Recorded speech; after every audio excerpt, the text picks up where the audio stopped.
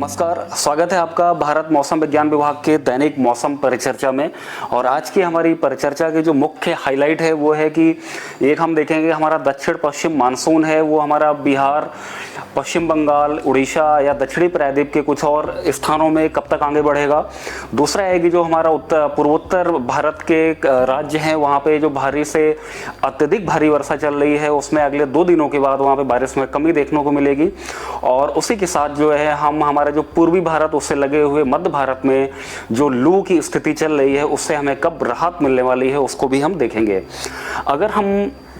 दक्षिण पश्चिम मानसून की बात करें, ये हमारा जो नीले कलर की लाइन है ये हमें दर्शाता है कि मानसून कहां तक पहुंच चुका है, और जो लाल कलर का लाइन है वो हमें ये बताता है कि भारत के ऊपर ये दक्षिण पश्चिम मानसून आगे कैसे बढ़ता है। अभी जो है इस समय हमारी जो वायुमंडलीय जो परिस्थितियां हैं वो बहुत ही ज़्यादा अनुकूल दिन पे दिन होती जा रही हैं, और अगले 2 से 3 दिनों के अंदर ये दक्षिण पश्चिम मानसून जो है बिहार के कुछ एक और हिस्सों में आगे बढ़ेगा। उसी के साथ ही झारखंड और पश्चिम बंगाल में भी आगे और बढ़ेगा, और दक्षिणी प्रायद्वीप में मुख्य रूप से जो हमारा कर्नाटक है और जो आंध्र प्रदेश है या तेलंगाना के कुछ एक हिस्सा है वहां पे भी अगले 2 से 3 दिनों के अंदर ये मानसून आगे बढ़ता हुआ हमें दिखेगा।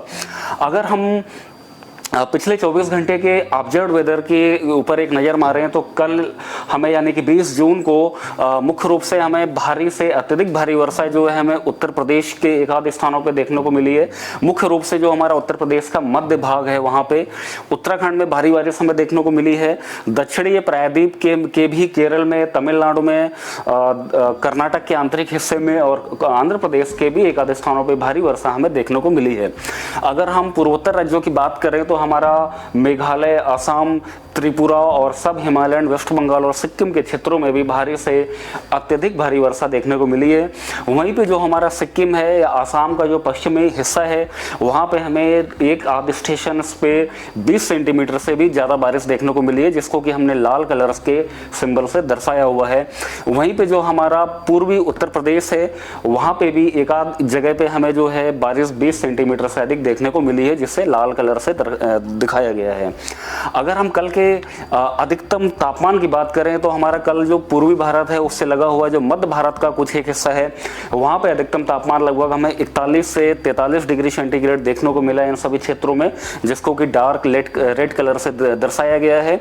बाकी जो लाल कलर का क्षेत्र है वहां पे अधिकतम तापमान लगभग 40 डिग्री सेंटीग्रेड के आसपास दर्ज किया गया है। उसी के साथ अगर हम लू चलने की बात करें तो जैसा कि हम देख पा रहे हैं कल हमें मुख्य रूप से विदर्भा में, छत्तीसगढ़ में और उड़ीसा के आंतरिक हिस्से के अनेक स्थानों पे लू चलती हुई दिखाई दी है। उसी के साथ दक्षिण पूर्व उत्तर प्रदेश के कुछ एक स्थानों पे, बिहार के कुछ एक स्थानों में, झारखंड, पूर्वी मध्य प्रदेश के एक आध स्थानों में और तेलंगाना के भी एक आध स्थानों में लू चलती हुई हमें दिखाई दी है। अगर हम तापमान के पूर्वानुमान की बात करें तो अगले आने वाले 5 दिनों में मुख्य रूप से अगर हम राजस्थान और पंजाब को देखें यहाँ पे तो टेम्परेचर्स में जो है हमें बढ़ोतरी देखने को मिलेगी। उसी के साथ अगले 2 दिनों तक यानी कि 22 जून तक बाकी सभी स्थानों पे टेम्परेचर्स में कोई खास बदलाव नहीं होगा। 23 जून से भारत के अधिकांश हिस्सों में, पूर्वी भारत, मध्य भारत या हमारा दक्षिणी प्रायद्वीप है, इन सभी क्षेत्रों में टेम्परेचर्स में 23 जून से कमी देखने को मिलेगी, जिसके चलते टेम्परेचर्स में कमी होने के साथ जो हमारा लू चल रही है पूर्वी भारत में उससे लगे हुए मध्य भारत में हमें ये लू यानी गर्मी से भी हमें एक बहुत अच्छी खासी राहत मिलने वाली है। अगर हम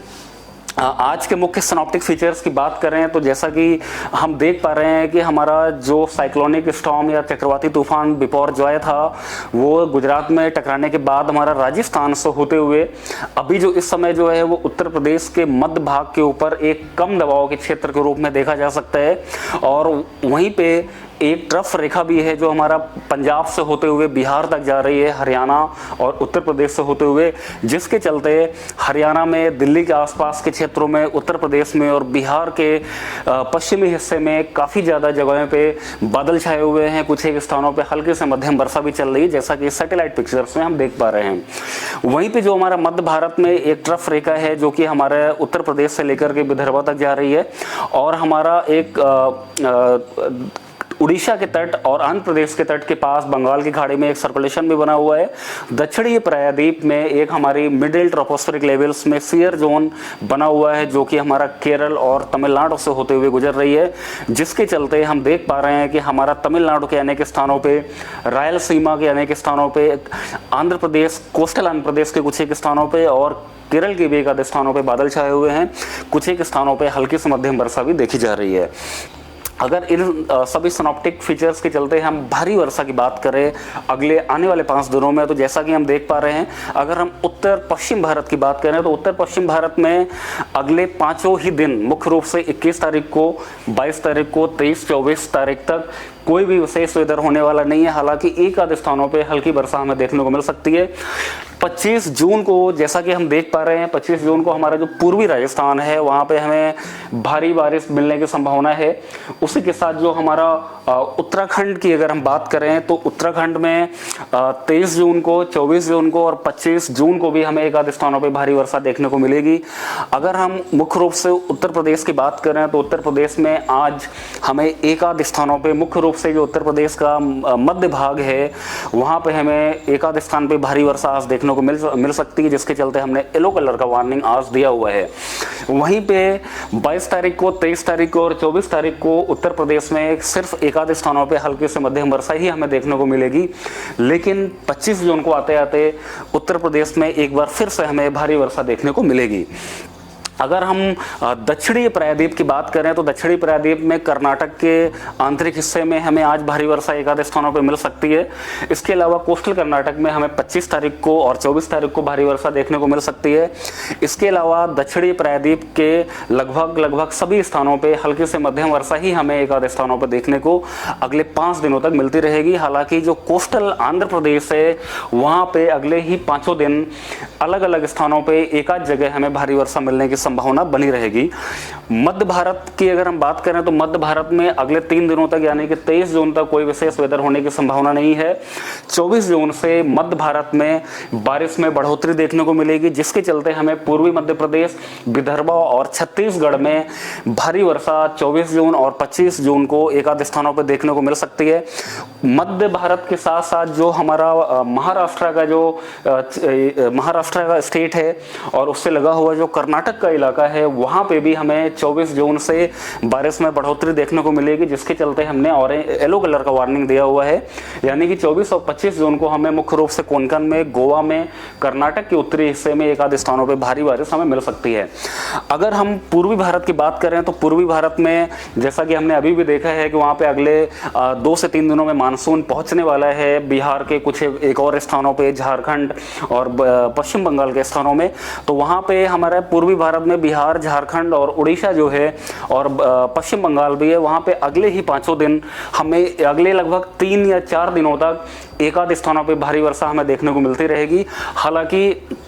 25 तारीख को बिहार, झारखंड और पश्चिम बंगाल में हमें सिर्फ हल्की से मध्यम वर्षा ही देखने को मिलेगी। उत्तरी पूर्वी राज्यों की बात करें तो अगले जो है वहां पे 2 दिनों तक भारी से अत्यधिक भारी वर्षा वहां पे चलती रहेगी कुछ एक स्थानों पे। 23 जून के बाद से वहां पे बारिश में काफी कमी देखने को मिलेगी, हल्की से मध्यम वर्षा फिर भी एक आधे स्थानों पर देखने को मिलती रहेगी। अगर हम मुख्य रूप से आसाम की बात करें, आसाम को जो हमारा पश्चिमी हिस्सा है और उसी के साथ जो हमारा सिक्किम के एरिया है वहां पे अगले 2 दिन यानी कि 21 और 22 जून को हमें 20 सेंटीमीटर से अधिक बारिश भी देखने को मिल सकती है, जिसके चलते हमने ऑरेंज कलर का वार्निंग सिक्किम और पश्चिमी आसाम के कुछ एक जिलों के लिए दिया हुआ है। अगर हम ऊष्म लहर यानी कि लू चलने की बात करें तो जैसा कि हम देख पा रहे हैं कि आज यानी कि 21 जून को हमारे उड़ीसा के आंतरिक हिस्से में, छत्तीसगढ़ में, विदर्भ और पूर्वी मध्य प्रदेश में कुछ एक स्थानों पर लू चलती हुई दिखाई देगी। और उसी के साथ जो हमारा पूर्वी उत्तर प्रदेश है, बिहार है, झारखंड है, तेलंगाना है, वहाँ पे